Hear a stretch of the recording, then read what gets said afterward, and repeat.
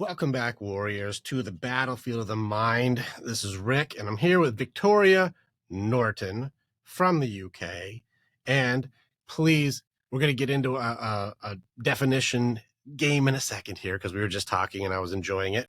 But please explain who you are, what you are, and then let's get into a fun conversation about this world. Thank you very much, Vic, for having me here today. I'm very excited to be with you. My name is Victoria. I'm a psychologist, a hypnotherapist, a coach, and also I am a university lecturer. And I work with clients mainly helping them build professional momentum while building impact, purpose, and professional happiness. Which is more badass than it may sound like in that sentence, because we've gotten to talk about what that means, and that means going into the toughest conversations for people and then helping them work through the stuff that's only in the movies. Not for Victoria. You actually go in and do those really there's other people in the room for this person, but nobody can see them but them, like those kind of ones. So I work with everyone. I've got two hats. I've worked for the NHS, where I work with very severe mental health difficulties, and I work in my private practice where I work with more individuals, professionals, or business owners, and I work for them to reprogram their minds and recraft their reality and help them see that a lot of their current reality is choice. Their current situation can be really who they are, how they've got to where they are, and then rewriting their story. Because I see everyone's life as a story. And we are the leading actor, we are the narrator, we are the author, and we can redirect the next chapter. We can look backwards and understand the chapters that have come up to today. But if you opened up your book, just flicked it open today, and the next chapter's blank, you can write that chapter. Because your world does revolve around you. We're told as young children, the world doesn't revolve around you. But I tell my clients to scrap that. Your world, your reality revolves around you. So you need to take charge of that, take ownership of that, and direct that reality.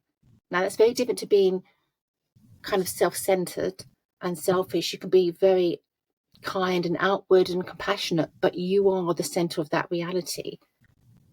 And I help them realize that. And by doing that, they can really dig deep into their barriers and their issues and their difficulties and rewrite that story.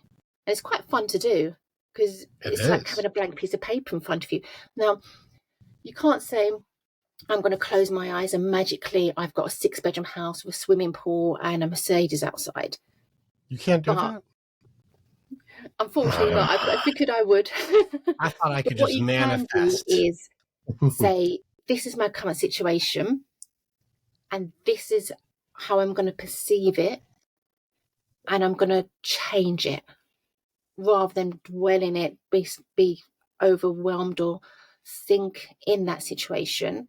The situation may be rubbish and you may feel rubbish for a good reason, but you can choose to think differently and take actions to make a change. So it's really kind of a manifestation, but it's deeper than that. So you have the vision of what you want your life to look like, what your career, what your personal life.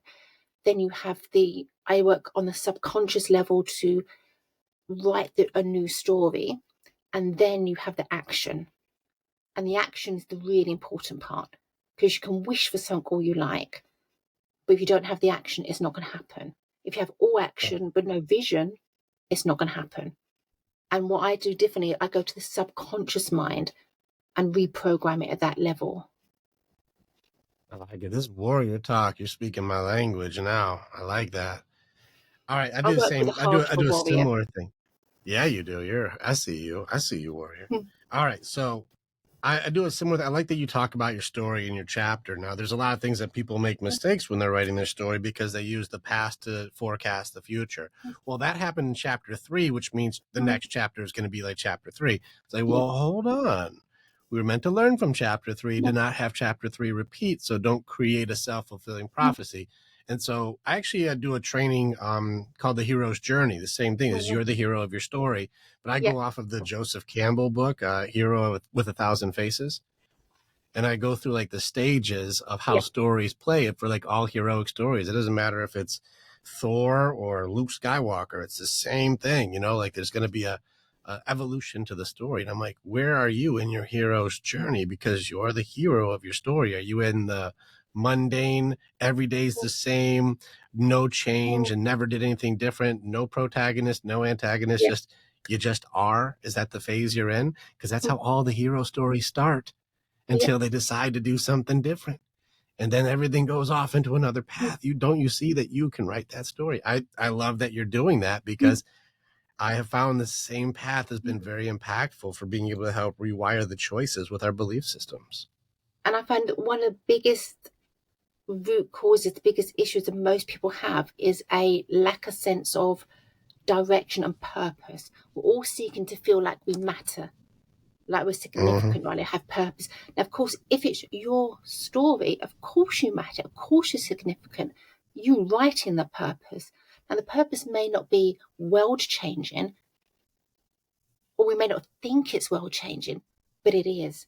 For instance, I've got a very personal stake in what I do. And it's that I want to change the world one person at a time. I believe if you change one person's view of themselves, and they learn to be able to say, I like me, I'm okay with me, and then they treat themselves with compassion. And it sounds really simple, I'm okay with me, but that's one of the hardest things for anyone to say, I'm okay with me. And that's the first thing I try and help anyone do, I'm okay with me. And I'm sure many of your listeners, even if they try and say that in their own head, will struggle with that comment, I'm okay with me. But once you can say that, you make all your decisions from a place of love and self-compassion. And then you go out to the world and treat others with that same compassion. And it's like a ripple effect. And by doing that, I've got this belief, absolute, unshakable belief, that that ripple effect goes outwards, and it's going to create a kind of world that I want my daughter to grow up in. So I have a very personal reason for wanting to make that ripple effect. Heart warrior, indeed. I see ya. Listen, it's the breaking of a generational curse that changes the entire, story of that entire family from that day on, and so I'm with you. You help that one, and it ends up helping two, and then exponentially grows, and then to 4, and then 8, and then it starts going from then it gets to thousands. But you never know if you help that one, what'll change. And I'm with you. Simple. Way to Whenever go. I work with anyone and I really, really drill down, there's one core belief that I found reoccurring over and over and over. And that's the feeling I'm not enough, or I'm not good enough. In some way, I'm not attractive enough, I'm not clever enough, I'm not slim enough, I'm not funny enough, I'm not successful enough, I'm not enough. I've done a training over and over, and I've gotten it down to one sentence to beat that. Now, I think we can both agree that's a doubt curse. Or do you disagree? It's different. It's a curse from doubt. I'm not good enough. Like that's just, I doubt myself. I'm not enough, right? Now, I've got a very tactical approach on doubt, but I want your expertise on how you attack that same monster from a different way. How do you attack doubt? That self-doubt creates self-sabotage. And the reason we have that self-doubt and that self-sabotage, we don't trust ourselves. And the reason we don't trust ourselves is that we've never been allowed to trust ourselves, or something's happened that's taken away that trust. And I help people relearn who they were always meant to be before the noise of the world got in the way. So you don't see a child with all that self-doubt and that self-sabotage. They know if they're hungry, if they're tired, if they're happy, if they're sad, if they want to jump off the wall, they know. But they lose that from the noise because the world tells them this is who you are. This is your story of who you are. So we go right back and discover the age of when that story started. And I get them to talk to that child. Or who you can be. Don't be that. Be like this. Don't be that. Be like this. Don't be too loud. Be like this. You're to be seen and not heard. You need to be like that. Like this You're other child. Too much this. Can't you be more like this child or more like part this? Of doubt. And it's that self-doubt that kicks in, that they can't be who they are. So I help them remember who are they. I have this exercise I do, and I call it future self. And we've really drilled down to who is their optimum future self. Who do they imagine themselves being? What are they wearing? What are they doing? What do they look like? And then we go backwards. How do they get to that self? What is stopping them from being that self? Because sometimes knowing the answers, knowing who you want to be, what you want to be, how you want to be, even knowing how to achieve your goals isn't enough. The knowing the answer Correct. isn't enough. You need more than the answer. I And I love it. think you do, and you need that belief in yourself. And I changed the language. I banned certain words. First of all, I Me ban too. apologies. What are your words? They're not No, allowed to yeah, no apologize. shame. No shame. Don't Correct. It's a apologize for shame existing. system. And I don't know Mm-hmm. what's like in America. In England, you apologise for getting in a lift. Excuse me, sorry. You apologise for sitting down. Sorry. You apologise for every moment of your day. It's like, why are you apologising for existing?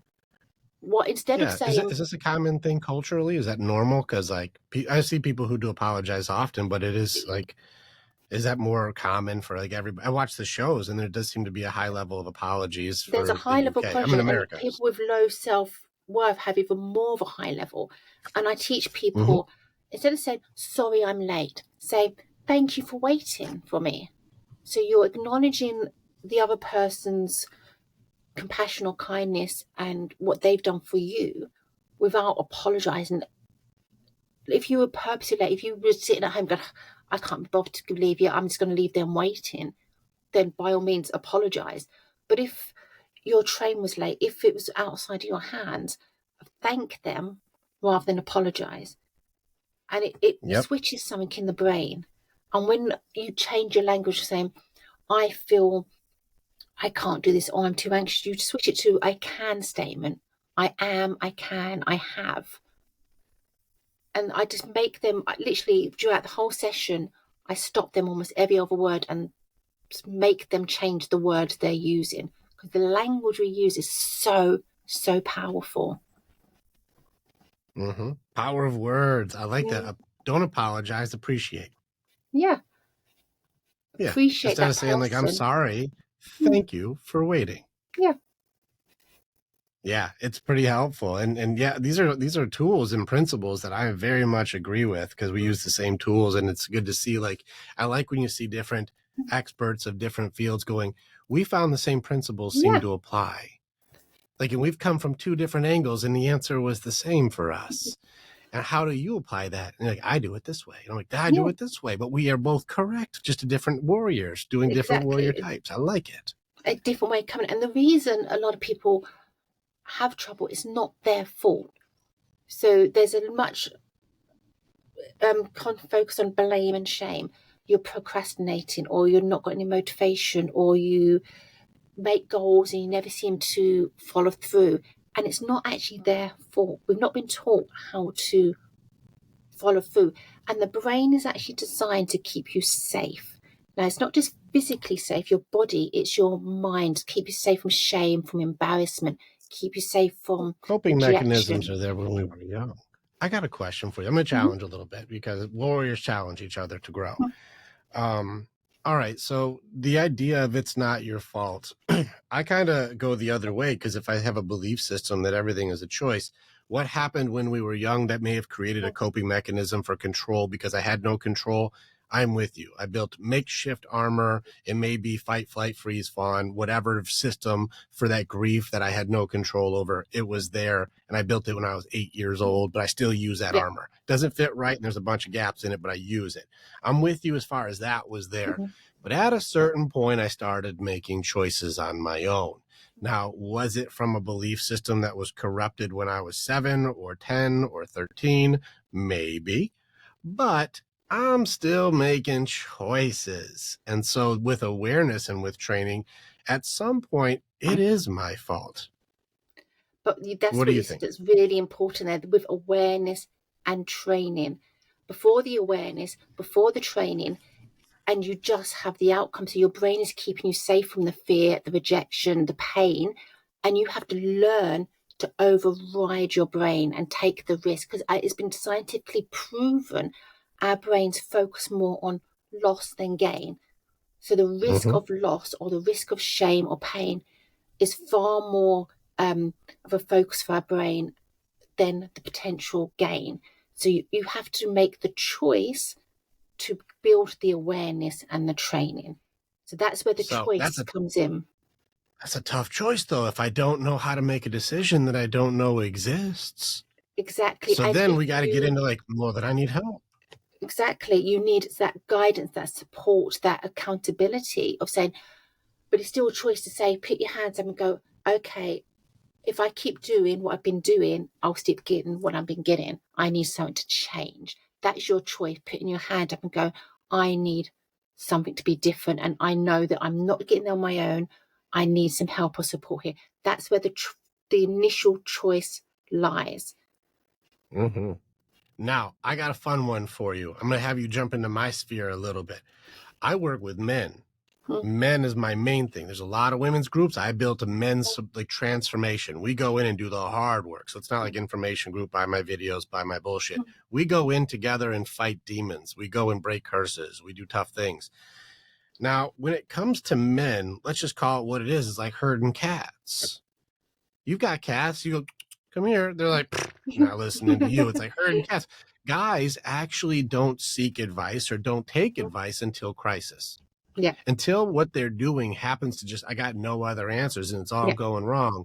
To that That's pain when they point. start doing it. Correct. Even if it's a sickness, for example, even if they're sick, it's like, oh man, I broke the arm. They're like, I'll give it time. Maybe to just heal by itself. Put some I've tape had on it, it'll guys. be fine. Some masking tape. My dad I've once known. drilled through his finger and he put masking tape on it. There was actually a hole through his whole finger, masking tape. It's fine.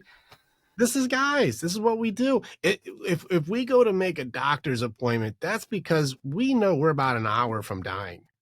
Like, I've been letting this thing build up for 3 weeks and it's just getting worse. And I'm pretty sure this is it. Maybe I should schedule an appointment. Maybe. Like, that's boys. And so here we are. We're stubborn. We're tough. We got to do it on our own, right? Well, if I need to seek help and I have to wait until crisis, how are we supposed to know what we don't know if we're stuck in our own way? So help me help guys be able to know, what should I be looking for or what should I be seeking before I hit crisis? What's your opinion? Well, seek the warrior heart. The warrior heart is courage. The warrior heart is vulnerability with ourselves and others. That is the true warrior heart.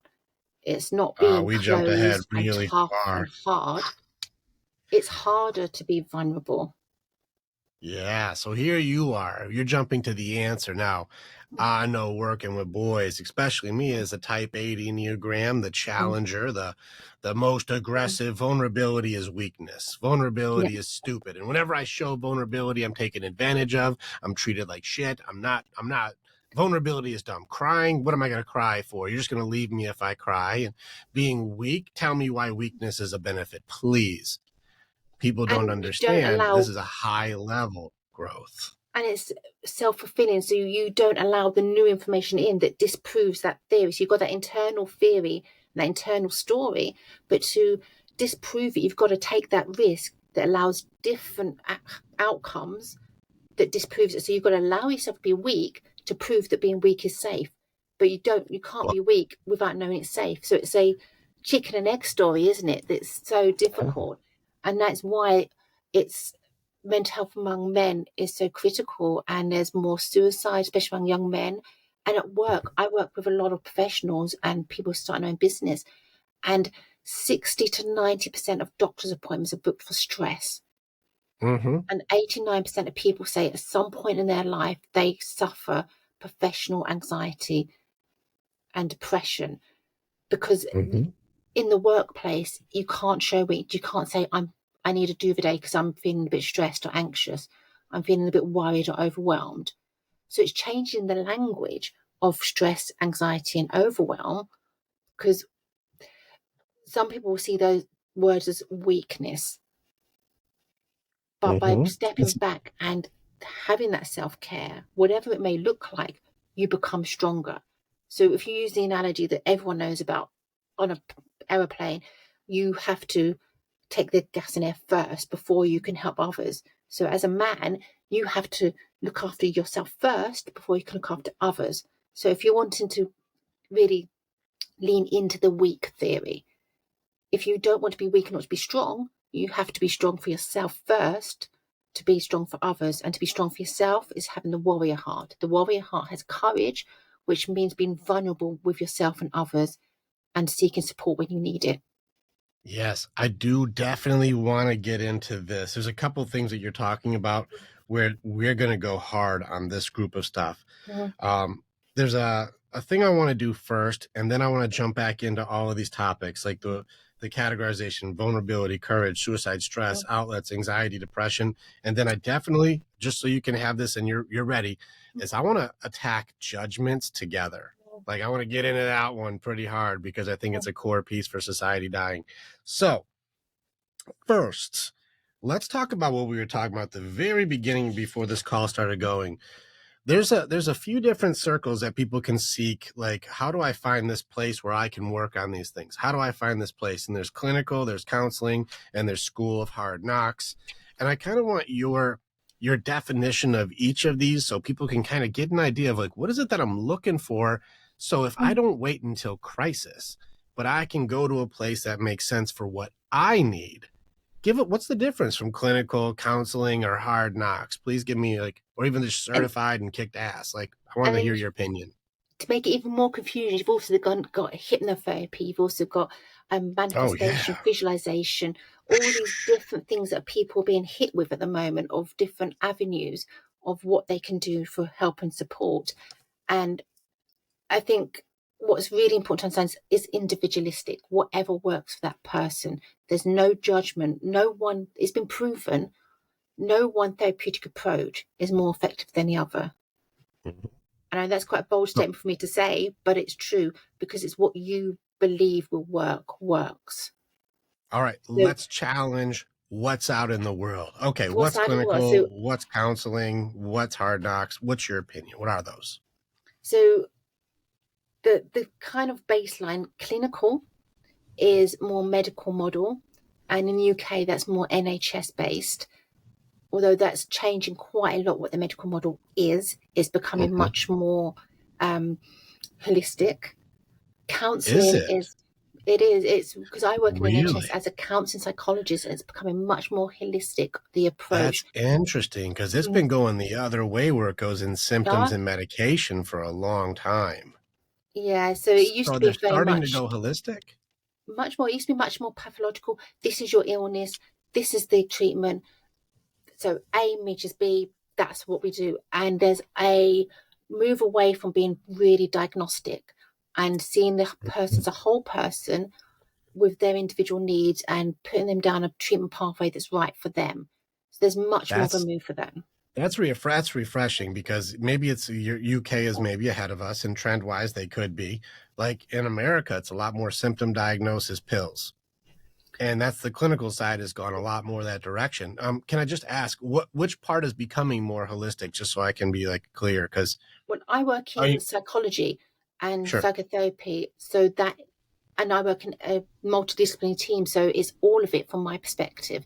It's not just this is your condition, this is the pill, go away, which is I think what people see it as and had experience. It's much more. We do.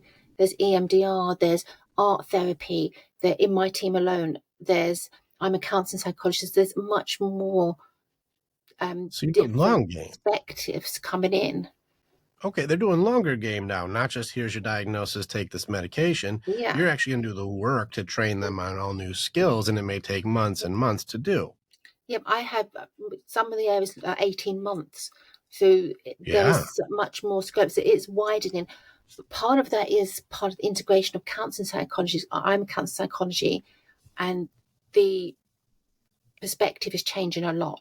Counseling psychology is much more existential and much more humanistic. So we have a much more view the human condition and all of the emotions and experiences that are now deemed as unpleasant or difficult, such as grief, anger, fear. These are all normal human conditions that need to possibly be worked through, but not eliminated. If I have a client come to me and say, Victoria, I never want to feel anxious again, that would deeply concern me, because that's a part of the human emotion, and you need a whole rainbow of human emotions to function. So you need anxiety, you need fear, you need anger, in as much as you need joy and happiness and excitement. Because if you had none of the more difficult emotions, how could you? The good days would be no better than the bad days are now. And Can't have the good if you without go the into a bad. shop and they don't have your favorite chocolate bar, and then you fall to the floor crying, stressed, overwhelmed, then maybe your anxiety level is far too high and you need to seek support. But if you are late for work, you've got a job interview, you spill your coffee down, you've just been told you're being evicted, you've just broke up your partner, and you're feeling a bit anxious and stressed and overwhelmed, well, yeah, it's understandable. And that's a normal part of the emotions. And then if you suffer bereavement and you're grieving, it's a normal part of human condition that maybe you need help processing, but you don't need a pill to stop yourself grieving, Mhm. because that's normal and healthy to have those feelings, those emotions. So that's where I go with clients, that these are okay to feel this. It's okay to feel angry. It's okay to scream with anger sometimes. It's okay to feel anxious and overwhelmed. We all do. No matter what you are in life, you can have studied psychology for 30, 40, 50 years. You're still going to have moments of anger and anxiety and overwhelm, because they're Mhm. normal human emotions. The way you process them, the way you utilize them and make them as something to help you learn and grow, that's the key. And then, but these still work at very much a conscious level. Then if you go into hypnosis, that works at a subconscious level. It's reprogramming and restructuring. So it's very much cognitive restructuring of your thoughts and your belief systems and embedding those. But you can't make anyone do anything with hypnosis they don't want to do. You can't make them dance like a chicken. You can't do the chicken thing? No. I don't They know. I've seen they guys on only stage do what go they want sleep to to their do. chicken. They only do what they want to do.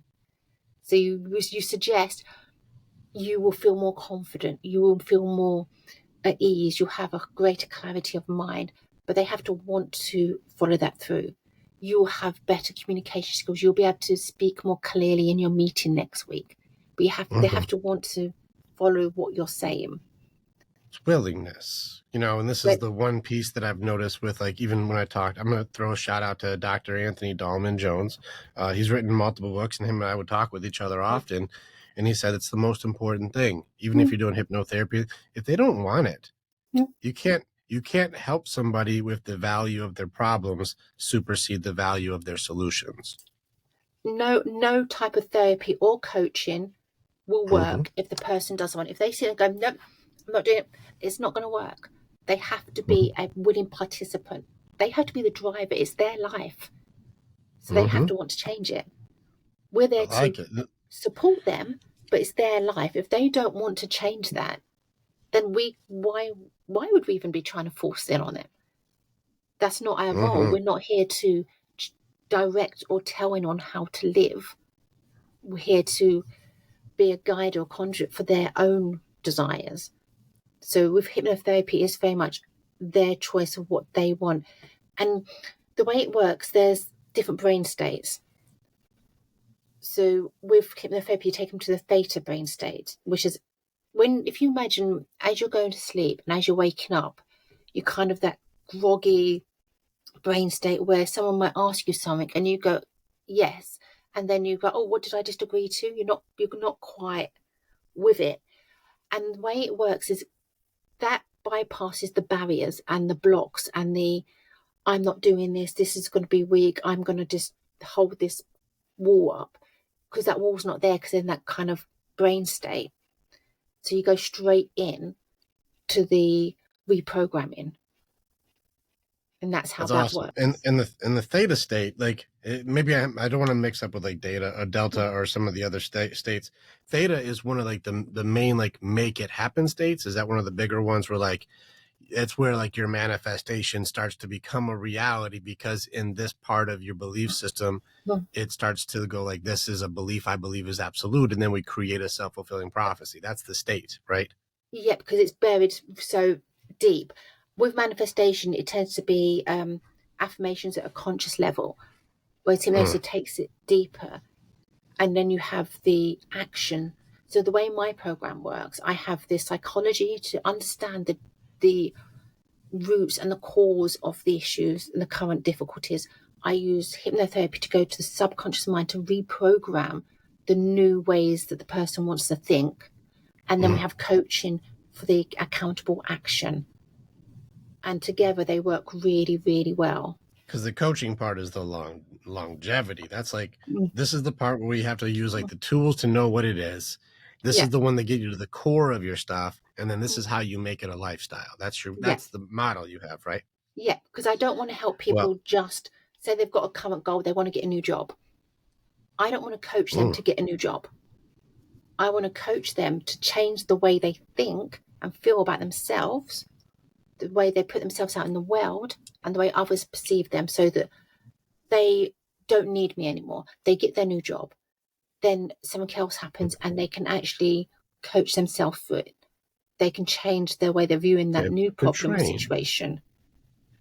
So it's changing the way they approach their life.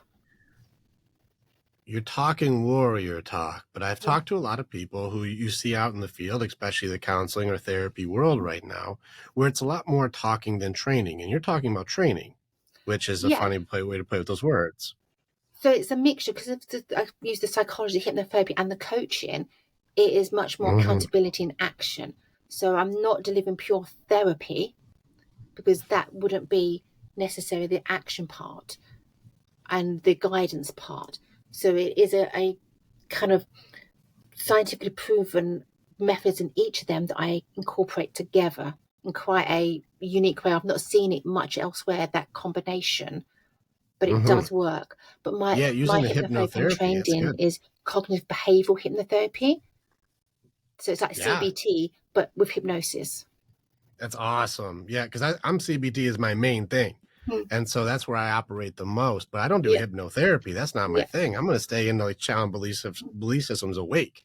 What do you want? Let's dig in, because there's an onion that we got to dig into here. But that's cool that you can go, we can actually dig in with hypnotherapy, and you have a very clever teleport system. Now believe it subconsciously, and you can also rehearse it. So for instance, if I've got someone that's scared of heights, you can rehearse going towards that bridge over and over and over and over until they're no longer scared of heights. Or so you can rehearse. So you're talking about hypnotizing somebody into like exposure therapy. Yeah, so you can do the exposure therapy. You can do practicing going to an interview, or visualizing the interview going well, and having that vision, because your brain doesn't really differentiate very well between what is real and what's imagined. Once you've done it in your imagination, your brain has already believes it. So you asked me the question earlier, if someone thinks weakness, crying is weak, or they can't do something because it's weak, and we can't override that, because to override it, you have to have the experience of it not being weak, or the consequences not being negative. With hypnosis, they can practice subconsciously in that brain state being weak and imagining the positive consequences without any real life consequences. So they're training their brain to experience a positive outcome from a situation where they're being vulnerable in a safe environment. I think it's cool. It's really powerful. I think it's neat that you're creating a safe environment inside of their subconscious. That's just badass. And they take it away with them.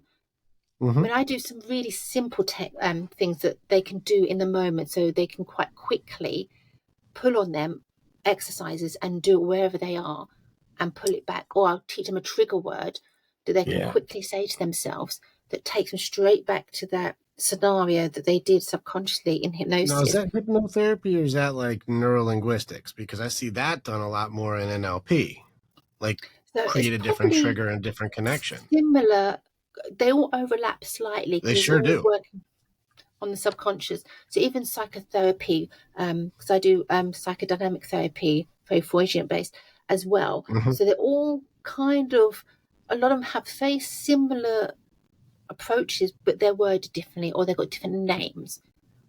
Agreed. But it's just a really safe way. And I find this with people that can't, in the real world, override their mind and take the risk to incorporate new external stimulation, internal information in a safe way.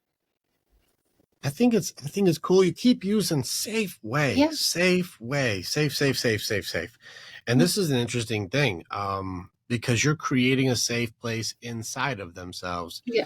Can I share? You mind if I share something that I agree with you, but I've done it a very different way. So guys have a hard time taking this armor off. You've seen the guys who they walk around and they've got three sets of armor on and they can barely move because they're so armored up, and it resembles more of a prison than protection. You know who I'm talking about. You can't get through that thing, right? And so I had to create a safe area, but it's different. I've created it with the creed and with the brotherhood. And so guys working together with guys creates an area with no blame, no shame, no judgment, no guilt, no threats, where we just work on our stuff together and we challenge each other to grow with trust and no betrayal. And it takes guys at first to test this out over and over again to keep going. It just keeps not happening. And now we've got hundreds of guys who all like, dude, I'm working through it. Like, hey, share it with the group. And they start doing it. We're guys that would never would they ever share with a group. But they keep seeing these big, strong guys, these Marines and these special ops guys and these police officers and these firefighters and these, just badasses. And then these other guys who are just, guys with truck drivers and you name it, all wakes of life. And they go, I can take my armor off here. This is a place that is safe for me to put it down and then have the counsel of wisdom. And now I have hundreds of years of experience all looking at the same thing together. And then we break and go and work with our packs. So I created an external place that it's its own little bubble. We have our own little universe where you can take off your armor. And for many of these guys, it's the only place on the planet they can take their armor off that has empathy, compassion, confidence, and like it's actually raised their confidence tenfold because they said, I know I can be myself in my unit, in my guys, with my Warriors Way brothers. I know I can be who I am and I'm accepted, valued, and belong. This makes it so their confidence, when the world starts to blame, shame, or judge them, they say, you can not like me. There's a place that I'm liked with real badasses where we all get along and we work on hard things together. And if you don't get it, that's fine with me, instead of constantly seeking validation and approval from people who aren't trying to actually see you. And being like who you are. And that it's really interesting saying that people who see you, because so many people are scared that if others see who they perceive who their real self is, they won't like them or they will judge them, or if they really see who I am, they won't love me, because they've got low self-worth. So they assume the real them isn't worth being loved, isn't worth being valued. So if someone else sees that real them, then they're not going to love and value them. And this causes a lot of difficulties, because in a relationship, if you don't value yourself and you're scared that they're going to see the real you, firstly, you've got to have a communication problem. Secondly, you're not going to really trust that other person, because how can you trust somebody that you believe is in love with somebody you think is got low worth? That's a good one too, because how about this? How many people get mad for someone not loving them for who they are, but they don't even love them or even like themselves? So how can you ask somebody to do something that you can't do and get mad at them for doing something that you also can't do? But so many of us don't even know who we are. Right. Let alone love. This is why I've got a thing for you. And this is why when I work through the grief stuff, when I've got, when I go through my map and I go through denial, bargaining, anger, depression, and then we go in with fear, excuses, doubt, and distractions, we start looking at all these pieces. The ones that are the nastiest stay off your radar real quick. You'd think it's going to be depression, or you think it's going to be anxiety, or you think it's going to be anger. I think the nastiest asshole on the list is denial. I think it's the Trojan horse. It's I'm your best friend. I'm your protector. I'm on your team. I'm going to make you safe. I'm going to make you secure. And this is the mask that we wear, the personas we pretend to be, how you alter who you are to fit in or belong. And the worst thing that could ever happen is when you become something that's not you and it works. Well, If you're successful at putting on a mask to be something you're not, and people love it, then you live your whole life as something completely inauthentic, and eventually it cracks. but that's when you don't have that sense of purpose, or you. I've Mhm. met so many clients that are on the surface, they might be a CEO or someone really successful, but they don't feel successful because their Yes, authentic self is not aligning with their external self, so they don't feel successful. correct. Or they may not feel successful because they don't really value themselves. I mean, I've been there. I've been where I can list all the things I've done, and on paper I look successful, but I didn't feel successful. Mm-hmm. I felt like I wasn't good enough. I wasn't Or enough. people feel like a fraud, or they feel Yeah, like I the just felt I imposter wasn't. syndrome kicks in. I'd look at myself and I'm not good enough. I'm not enough, and it can hit Well, anybody. yeah. I'm curious though, because we got into the doubt talk. I want to get into judgments next because this is all part of that. But I'm curious with this doubt thing. The comparison curse is a nasty one, because comparison curse, I have it broken down into two base levels. And then as it gets deeper, fear and all these other pieces get into how it gets involved. But the base pieces to it seems like it's doubt plus bargaining. You're not good enough, but you could be if. And this is where like you start putting those pieces together, like you're not pretty enough, but you could be if you wear this makeup, or you're not skinny enough, but you could be if you buy this product, or you're Do this not young external enough. thing. Yeah, you could be though if you change this or you buy this exercise machine or something. You could be, which of course, the bargaining aspect is a false future. It's a false fantasy idea. It's I can't see, like, it's not real, but it gives a false promise. And this is a part where that's a tough curse. It's a tough comparison curse. Is like you're not good enough, but you could be if you're like her, or you could be if you're like him.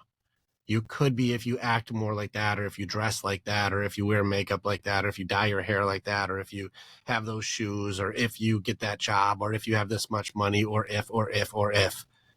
And when you keep trying to be something that you're not, or do it in an inauthentic way, even if successful, you feel like a fraud.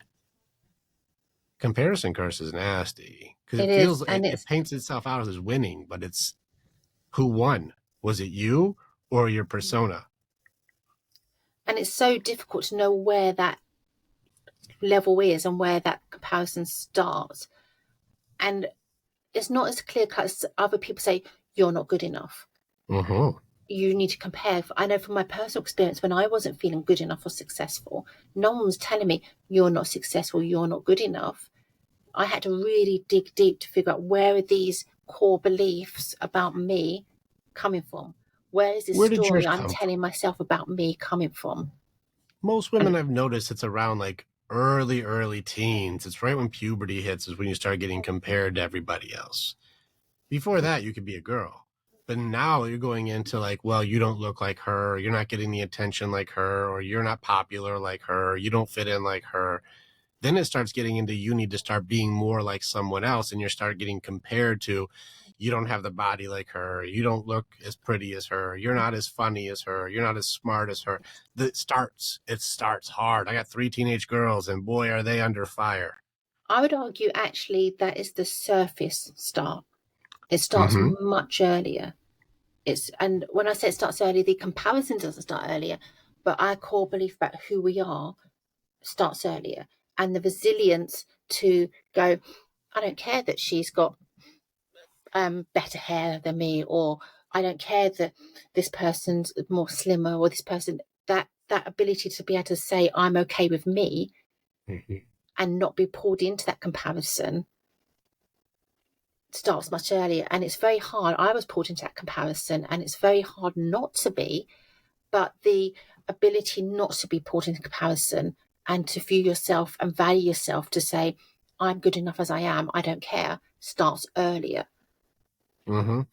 I've had a few coaches throw something out, and a couple other psychologists put this out there, and I have seen also very similar results when it comes to the self esteem part for girls. That self, I'm not good enough, who I am.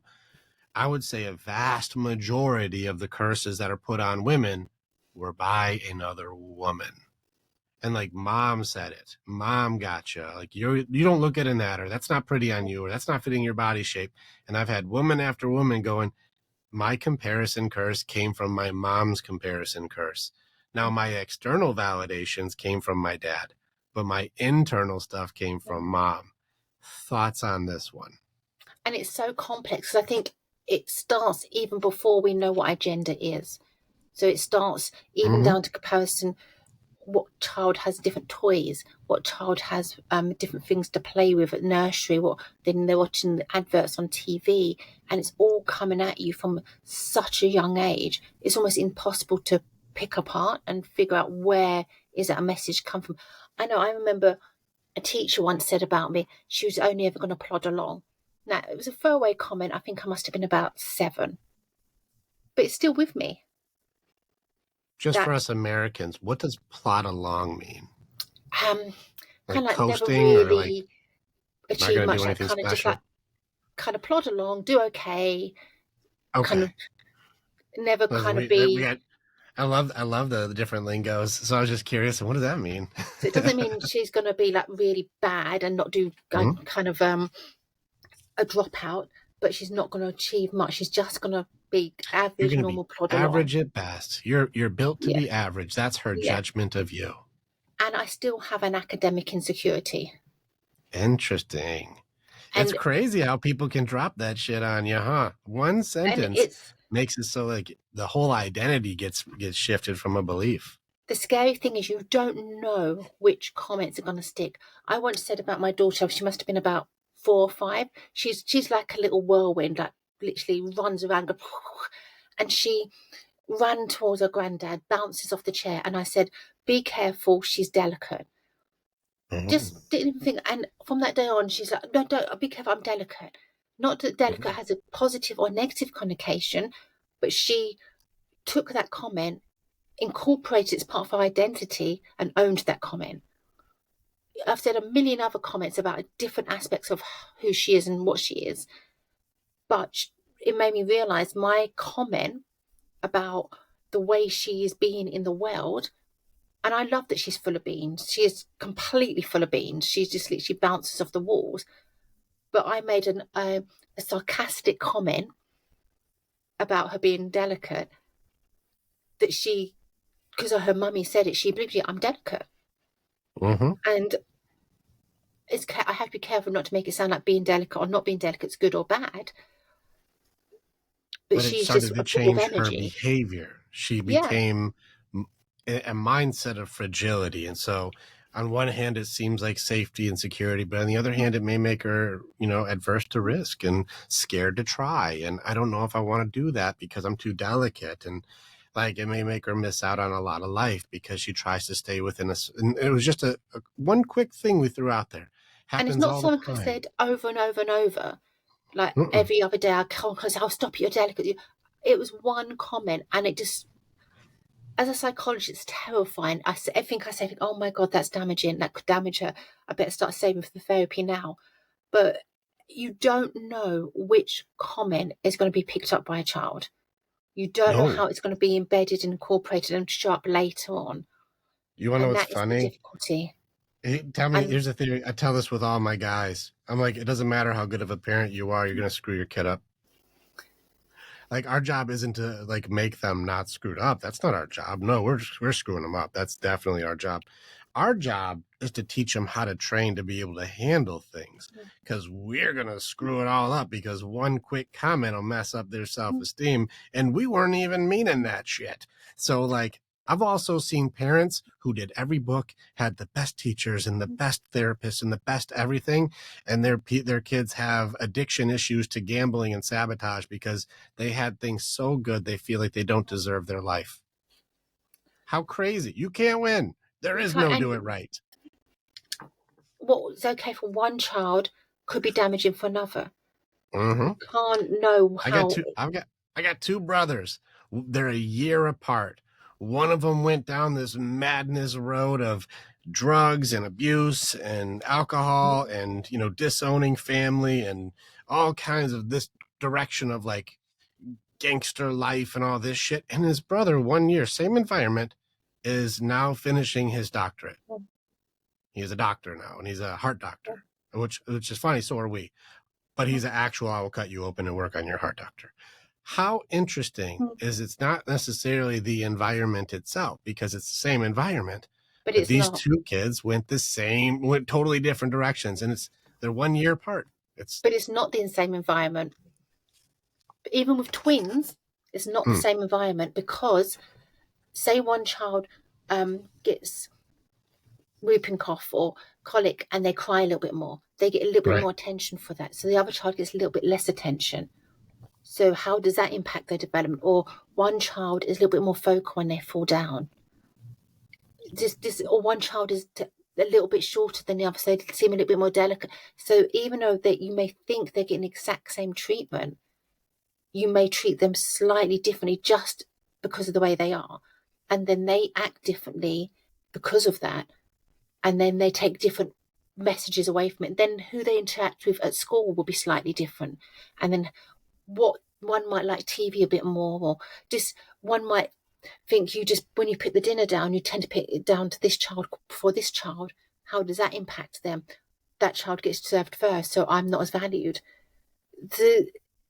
Even though they're twins in the exact same environment, the environment is not the same. Right, yeah, I love it. It's such a good example too, where we don't realize that these micro transactions matter as much as they do. And we don't know. And this is where, like, testament to all the parents who trained you. You know, you're like, my parents had like almost no training and they screwed up almost everything. That's who trained me. I'm like, my trainers needed trainers because they didn't know what they were doing. In fact, most of this stuff they did is like, don't do that. So like, but we also forgive ourselves a little bit, because we are doing what we can, and you could do everything right, but still things go wrong, or still no matter what you do now, how good a parent you are, your child will come to you as an adult and there'll be things they can say that upset them or hurt them or stuck with them, no matter what you do. So we have to forgive ourselves a little bit for not being perfect parents. I love it. Give some grace to yourself. We're all doing, your parents and us, we're all doing the best that we know. That doesn't mean we're doing great. It's just our best. As long as what you're doing isn't intentionally damaging. You're not intentionally trying to hurt them or damage not intentionally. Well, we don't even know what's going to be interpreted as intentional. We're like, I the other day I made our youngest daughter cry because I just said like, well, a thing at school happened. That happened, right? And that thing that happened just made her sad. And I was like, how am I supposed to know just saying a thing that is your line? I didn't even have a judgment. I was like, well, a thing happened at school, didn't it? That's all I said. And they were like, I don't like that it happened. And I was like, oh, okay. Hey, whoa, what's going on? Yeah, but that's an amazing opportunity to sit with her discomfort and sit with her distress. Sure. I had to give her time. This girl, I have to give her some space. And then we talked it out. But it became an opportunity for sure. And I think we forget that as parents, and we try to not ever have them upset or sad. But actually, they're learning to regulate their emotions and saying, it's okay that you're sad. I'm going to give you some space, and then we're going to process it together. And I'm here for you. That's an amazing, I like it. Amazing parenting. That's what we did. Yeah. I got to remember too, because people forget. If you got a teenager, teenager's hard. I think some people forgot teenager's hard. 13 is fucking hard. Everything's different. Everything's changing. You're not built for anything yet. You're getting put into these really difficult scenarios. Teenager is hard. Everything's changing. Everything. Every single thing is changing. And so like, you're supposed to just keep cool and be awesome through the whole thing. Everything's different all the time. And so we're getting more responsibility. We don't know what's really going on, and we have to somehow keep a cool demeanor through the whole thing so we're accepted. Teenager is hard. And so go easier on your teenagers, because they have to go through some asshole phases just like you did. It's okay for them to be emotionally dysregulated. It's okay for them to be angry at you. It's okay for them to act out a bit. That's healthy part of learning. I mean, I'll be happy if my daughter, when she grows up, is able to say, I'm okay with me. If I've given her a safe enough base that she can say, I'm okay with me, that's what I think for me is my aim. I like it. I like your target. Let's go ahead and talk about one of my biggest gripes on this planet. And it's become more and more glamorized and acceptable and without consequence. The one thing that seems to control and dictate and destroy I'm okay with me is judgments. This one motherfucking tactic is one of my least favorite things. And this is me being judgmental. It's one of my least favorite things that I watch people do is to destroy somebody with an opinion.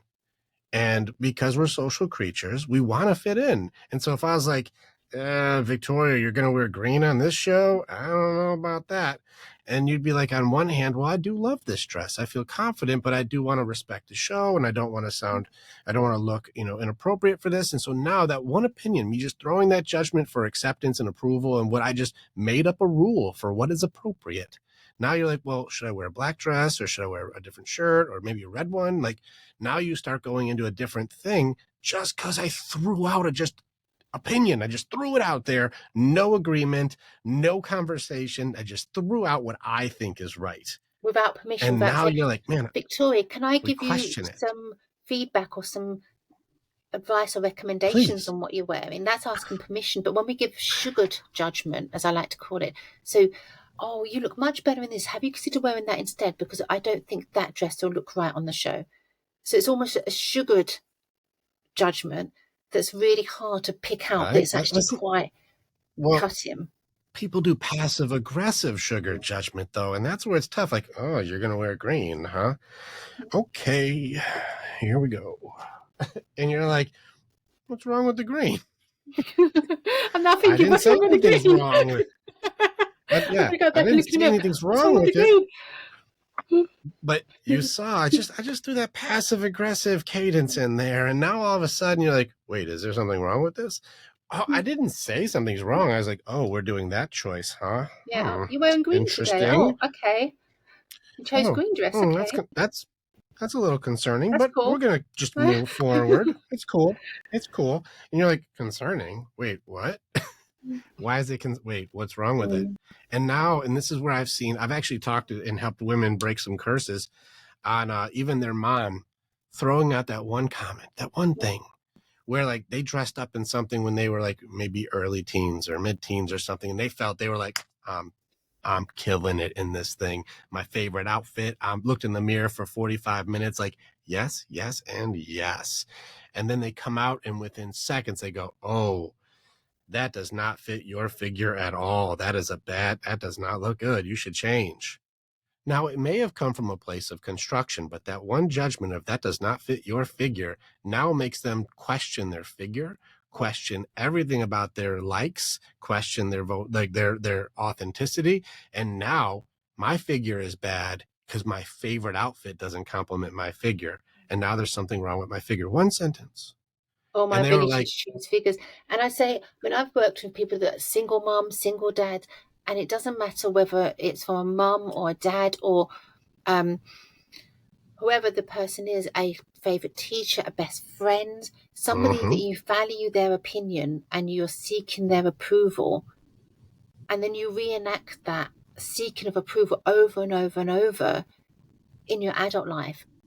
And you reenact relationship issues over and over and over in your adult life until you get to the point where you've learned that lesson, where you get to say, you know what, I like green. I'm going to wear green. I think it looks great on me. Don't care if you like it. Until you can get to that point, then you will keep reenacting it and keep seeking that. It takes a lot of training and courage to do this. People don't know that they should be practicing acceptance of their own authenticity. They don't know that that's a skill that can be developed. And so we keep seeking validation from an outside source as though they know us better. Want to hear a fun question I ask people? The question is, how well do you truly, like you've done self-work, and now, and this is one thing I've noticed is the people who have gone in further have a different answer than people who are beginning because their numbers are much higher if they don't do the work at all yet. But I'm just curious, how well, if you gave yourself a percentage of how well there is to know yourself, would you say I know myself? what would you give your percentage if I'm still discovering parts of me? So I know what I don't know, but I also know there's more to learn. What would your percentage of how well you know yourself to this point be? I would say 85, 90%. Okay, you feel far. But I have to have, as part of my training, I have to have weekly personal therapy, and I have to have supervision, and I have group practice. So every week I have to do self-work as part of my training as a counselor psychologist. It's So awesome. And then even still, there's it's not nowhere to hide. 100. But there's always another thing. Like even me, for example, I've been doing this for a decade, and I've got mind side pretty solid, body side's my strong side, spirit side doing well, but I cracked heart side this year, and I'm like, there's a whole area here of stuff I didn't get into for heart side. As men, we repress heart hard. Yeah. And so like, I'm like, oh, there's a whole arena here of things to go through. And so, how well do we know ourselves? Nobody's 100, but even to say I work every single week diligently in every part, mind, heart, body, soul, and I'm going in every category, and I think 85%, 90%, right? But what I'd say is knowing yourself, I think I know myself pretty well, and I'm okay with who I am. Doesn't mean I don't think there's places to change, to improve and grow and develop, but I still make mistakes. I still reenact the same issues. I still have areas that I say, I understand why I'm this way. I understand what's happening, but I can't change it. And that's why I have to have the extra help and support. So no matter who you are, you need that extra help and support. Got it. None of us are above that. We're not. I'm with you. Let's take it the other way.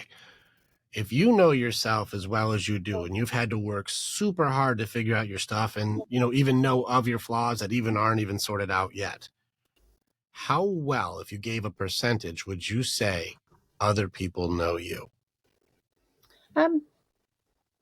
That's a harder question. Truly know you. Like if you had to just give, it's a subjective question, so it doesn't have to be like proven. But like if you had to go like, how much do I really share, and how deeply do they really care, and how much do they really know? And this gets from everything from like, like your deepest, darkest secrets to your perversions to your things that you don't tell anybody about. Like how much do people really, really know you? I'd say there's probably about 3-4 people that probably know me, probably about 80-90%, because I'm a bit of an oversharer with some things. But that's 80, from my 90%. training, because I think it's really healing. But the rest of the people, probably 60%, 70%, because you're different with different people by necessity. So I wouldn't necessarily. Just so you know, this is the highest numbers I've ever heard. And this is why, like, I was curious with someone who's like, I do a lot of self work. How much do you put yourself out? And you're like, I put myself out there a lot. I'm very lucky. I've got a few friends that I could tell them even the deepest, darkest things about myself, and they wouldn't judge me. Sure. Now, this is probably like less than 5, right? Less than 5. Less than 5. And that's if you're lucky. If you make it in life and you got 5 ride or dies like this, you're blessed beyond blessed. 3 is a huge number in this category. 1 is still winning. Most people struggle with, like, I could tell this person my deepest, darkest, or if I had a body to bury, I know who to call. Like, it's rare to say I have that one, right? Now, as far as let's take those ones out. How much does like regular folk, like, other people who aren't your ride or die 3 best friends or your therapist or whoever, what do you think they really, really, truly know? They know you. Not of you, but know you. 50%. Dang, you put a lot out there. You really just throw it out. That's a lot of information to put out. Yeah. Most people, I would say that the most common answers is under 30% they know themselves, and less than 10% that others truly know them. I'm probably do put it out too much, but I think I have to live what I preach. I have to, and the environments I work in are non-judgmental and supportive. And the friends I've had for like 20, 30 years, that we've been through a lot together, and there is no judgment. There is just support. But I've constantly had to rid toxic people and toxic friends, and constantly we have these clean out the cupboards. They know you 50%. They know you 60%. The people who are toxic and judgmental. How much do you think I know you? 5%? Yeah, that's a little more common. And we've talked for hours. Mm. Like this is where it's a little like, probably not very much. And 5% feels like a high number. Like that feels like a high number for how much there is to know you. I feel like 5% is a very generous number for me. It depends on what you mean by know me. So if you're like talking about deep know knowing you. things about my day-to-day life, my likes, my dislikes, that's No, I not want high, but my deep. energy. I think you know my energy, and Sure. I think your energy tells you a lot about someone and who they are and how they think and how they position themselves in the world. And I think that's an area that a lot of people don't think about when they think about how much you know somebody. I like that you're doing that. People listen. I'm only speaking again on when I go this direction. The manosphere, if you will, the guys I work with, all the guys. Yeah, I've got some energy guys. I got empaths in there, and I've had guys who are so confused with their own superpowers. They're like, "Why can I feel everybody's feels? It doesn't make sense." Like the energy thing is definitely there. I got some spirit side warriors. I've got some guys who can do it, but it's a highly suppressed conversation in the men's side of I feel your energy. Even the women's, we talk about it, but it's not really understood by everybody. It's thought of as maybe a bit fluffy, I think, when you talk about energy. You're talking about something a bit kind of highly judged, though. Yeah, but we do all have an energy. We all have a way. We have a vibration, and if you don't have the same energy as somebody else, you can feel it quite quickly, and it can make it quite difficult. In simple terms, it's the same wavelength. People are quite comfortable with that term if you're not on the same wavelength. But it's just a different way of saying the same energy or the same vibration. Oh, and people give some weird vibes sometimes, that's for sure. You've been around some people who are like, I do not like these vibes. You know, and I'm okay like, for people not to like my vibes or not to like me or not to. And I think that's what's different about me. I'm used to those environments where I'm quite happy for someone to say, I don't like you. I don't like the way you work, or I don't connect with you. And I work with that because we don't all connect. Every person that comes to me, I don't necessarily work with because we don't have that same energy that I'm going to be able to help them. If they're completely closed and they literally sit there and go, come on, do hypnotherapy on me. Prove it can work. You can't work with that energy.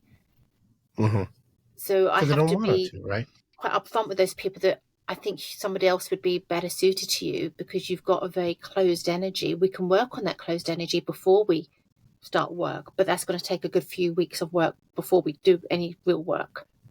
If they're not willing to do the work, if they just want a magic pill, I send them elsewhere because I'm not giving them a magic pill. I'm giving them transformation, and the transformation takes work, but it's long lasting. Listen, we're speaking the same language for solutions. I'm still going back to problems. I still want to tackle judgments. Now, the reason I asked you how much do people know you, the reality is most people are very closed off. You work in the world. Most people are very closed off, and most people don't practice awareness. They don't even know it's a skill to practice. We just go by with the belief systems we've been given by the people who trained us, which is our parents who are also untrained. So we're not trained very well, and yet we have a belief system that we know how everything works and we don't change anything. Okay. We don't really know ourselves, and people generally don't know us. But how much of the opinions of people who usually know less than, let's just be super generous, 20%, they know less than 20% about you and yet have a 100% belief system, like application inside of your heart or your mind or even your soul. I'm not good because somebody didn't like it. Like I was just using the green dress. Your green dress is killing it. You're rocking. I haven't seen it, but this seems good. But if I was like, I hate green dresses, I hate them. I don't really even know anything about it. I don't even know anything about the thing. I just made a thing and I didn't have to know any information. I don't even have to have a fact to even make that up. I don't have to have anything. And people do this all the time. You're delicate. You're a green dress. Your thing about you're tall, you're skinny, you're fat, you're stupid, you're going to plod along. Like these things where you're like, These are just plop, just an opinion thrown around willy-nilly, and yet that approval system inside of us tries to alter ourselves or feel like we need to change for the approval or acceptance of somebody who is actually using this tool to alter us. It's a control system. It is. Now, I can kill on this thing for an hour. Please, what is your opinion of just using judgments and what's going on with like how people use it these days? I think sometimes it's subconscious, not intentional. And the difficulty is sometimes those judgments have been helpful. They've allowed you to develop coping mechanisms that have driven you. So, for instance, that throwaway comment about me plodding along would have fed into a belief system that has driven me to prove it wrong in some subconscious way. And in some way, it would have built upon other belief systems that may well have contributed to me trying to be the career path I've taken. But at some point, it becomes maladaptive, destructive. So it's taking the judgments that have once been helpful and you've used that no longer helping you. And that is sometimes the point at which people need to get help and support to learn to think in a different way, to let go of the old belief system, because what got you to where you are now will not get you to where you need to go. And people cling to what got them to where they are now because it worked. And then I wonder, why is it not working anymore? So someone may have had a judgment about, I don't know, their ability at school or their ability to be successful in business. They got told you're never going to be successful, and it drove them. But now it's dragging them down and making them self-conscious and have self-doubt. So you have to, at some point, rewrite that narrative that once was helpful. But I think the comments sometimes are made and they're not meant to be judgmental. And we need to almost let go of that blame of those comments and not get fused to them. I feel this because someone said this. You feel this because you've allowed that comment to trigger you, not because of what they said, they made me because the way you internalize that comment. So once you learn how to not be triggered by that comment, it has no power over you. And then you can move forward. So it's not about the judgment, it's about the power the judgment has over you. And once you remove that power of that judgment, it no longer matters. They can judge you. You can talk about my green dress all night. It doesn't matter because it no longer has power over me. But I give you the power over me, which makes it sound easy to stop that and makes it sounds easy to take that power back. But it's not an easy process. First of all, you need to see it's happening. And then with a lot of work and practice, you can take that power back. So the judgment isn't the problem. It's the power the judgment has over you. Now, this is a tricky game right now and these days because people are using shame, blame, and judgment to change society. And we're watching, and this is one of those things where, like, again, I work on the men's side, and the women are tearing these men down to just self-censor and shut themselves down. The men's suicide rate has never been higher. Like, there's something happening with judgment systems that, like, toxic masculinity is a judgment, or some of these attachment disorders is judgments. Like, some of these things where, like, here's my opinion of you, and you're bad because if you're a strong man, you're bad. Like, this is where judgments are starting to create shame for existing and being male. And it's happening where, like, it's destroying sons right now, kids. It's attacking the children right now. If you're a boy, because of certain things that have been done, you're bad. And it's making them grow up with a belief system that existing is wrong. And so there is no empathy, there is no concern, there is no care for these boys. And that's why the suicide rate is getting younger and more frequent, to the point where even in this conversation, there's been 74 guys up to this point globally that have killed themselves during this talk. Which is a shocking rate. That's an interesting thing. Absolutely shocking. That's bananas right now. And this is why we're having the conversations of recognizing that throwing your judgments around to a child because you didn't like something that a guy did, or you read something men did, or you're part of a system that blames, shames, and judges people is actually killing kids and killing people right now. It's more complex than just men and women and society, it goes much deeper, and it's the shoulds. I call it, you should be this, you should be that, you should do this, you should do that. And to be valued, you should be this. To be loved, you should be this. And those shoulds start to rule us, and we need to remove those shoulds, because those shoulds, no one should be anything. All over themselves. Just should all over me. Just should themselves. Yeah, the should is just should all over people. It's a judgment system. I should wear blue. I should wear green. Who tells us what that should is? Who makes that decision what the should is? This is a judgment. I'm deciding what I believe is best for everybody. I pick it. I make it up. And it seems like just the loudest person must be right because they're so loud. This is why the fringe movements are becoming what people think is the standard. I'm like, that's not regular. That's just the really loud fringe group. But we're trying to adapt for like the, less than 1%. Why? What are we doing? Well, they're the loudest. And it's the noise of the world. I don't care which movement you're going with. Yeah, go ahead. Who you were as a child, the noise of the world got in the way and told you should. And then you move into adulthood with those shoulds attached to you. And it takes quite a lot of work to just release the shoulds, just go, and then go, okay, without the shoulds, what is left? And this is what I help my clients with, the future optimum self. Get away for all the shoulds in your own mind. No one else can see, no one else can hear. In your own mind, when you visualize what you want to be, who you want to be, what does it look like? With not the shoulds, not what society's telling you or what you think will make others happy. What in your mind, when no one else is watching, no one else is judging, no one else can see, do you see? And then how do you make that happen and make that okay?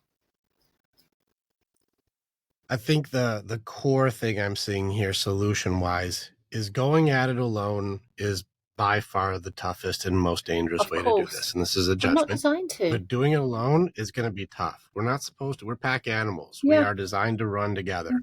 And together we're way stronger.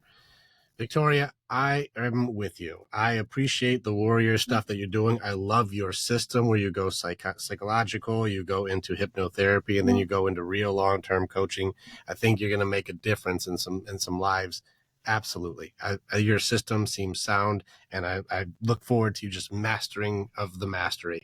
Like, it's going to be exciting to watch. Right now, like, we both have a thing that we're doing that's not podcasting. We do real go into hell work.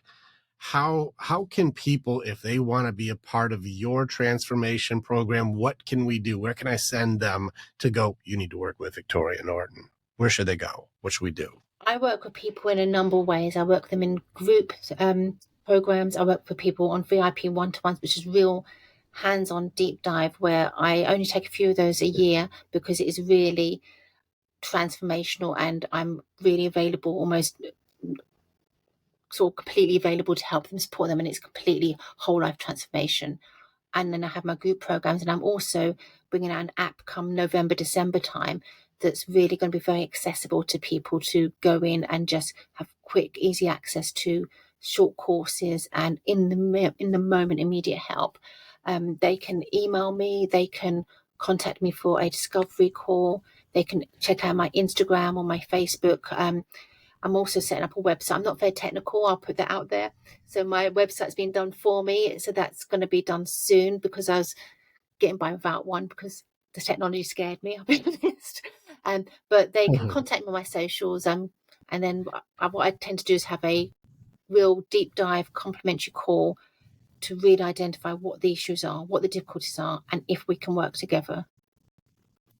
Yeah. Now, are you looking to have thousands of clients, or do you have the time for 1 million clients? How exclusive is it going to be able to have a true master in their corner? How many can you take on right now? Yeah. So my group programs tend to be maximum about 10 people, and my one-to-ones I only take on 5 at a time.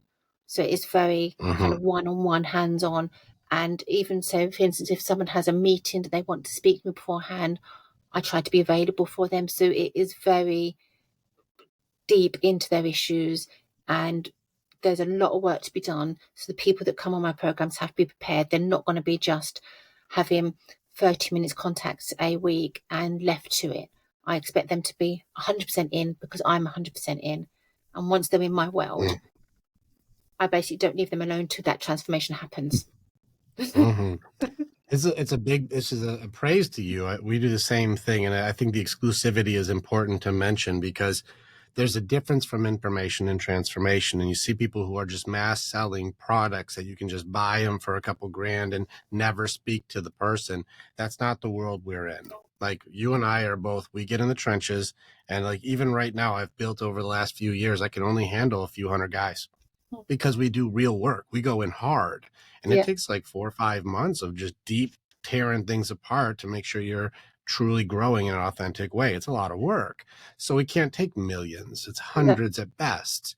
And so for you to be able to go like, I really only, we can't even get to scratch the surface. You know what I mean? And so this is where like reach out and really, like Victoria, the way that you're saying this, it seems very powerful. And I think you're on to a holistic way that's going to make long-term changes and break generational curses. And so if it's beyond there, if you got a brother, a guy, or you're trying to be like, I got a dude, I got a man who needs to work with the brotherhood thing, send him my way. But if you want one of those 5 spots, which you should get, you better reach out to Victoria. The link is in this bio. If you're listening to this and made it this far, click the damn link, send an email, have a conversation. And if your brothers are out there struggling and they need the boys, that's when you send them my way. But everybody else, they should be sending to you. Absolutely. All right, warrior. You feel good? I do. You feel good? Yeah. Thank you so much for hanging with me today. I appreciate you very, very much. It's been a pleasure. Thank you. Good job. Well done. Perfect. Give me 1 second. Cool. I'm just getting my charger because I've got 9 minutes and I'm going to lose power. I can feel you. No worries. Oh, the cats. Oh. I'm just plugging myself in because I'm going to lose power. Yeah, I could feel your energy. It was getting a little like, uh-oh.